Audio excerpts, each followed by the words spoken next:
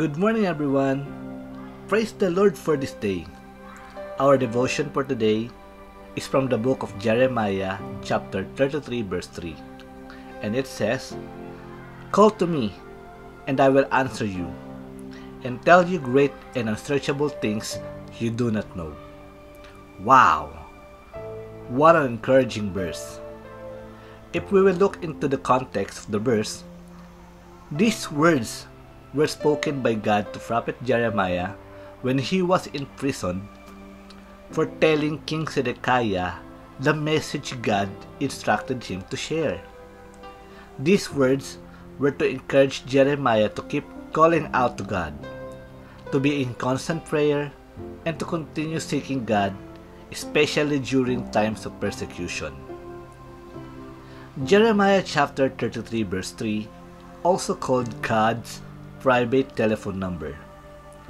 We can call him day and night because his line is always open. Jeremiah may have been lonely and uncomfortable in prison, but God reminded him that he can be in his presence anywhere and all the time. God tells Jeremiah to call out to him and to listen for all that God can teach him even in prison cell. Have you been regularly seeking God? I have found out that when I don't know what to do in certain situations, God does give me the wisdom on how to solve the problem. Sometimes, I don't get the answer to my problem, but that usually means that God is working in the background and I have to be patiently waiting. I am learning to practice the presence of God, and I am remembering to call on Him and listen to what He has to tell me.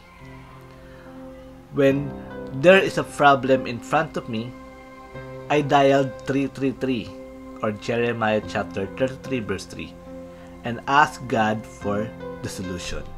We do not always see what God is doing behind the scene in our lives, but He calls us to trust Him and to wait expectantly for Him to tell us the most amazing and mighty things that we don't know yet or even comprehend.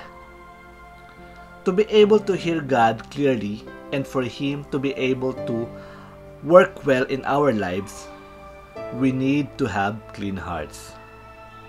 God bless you all.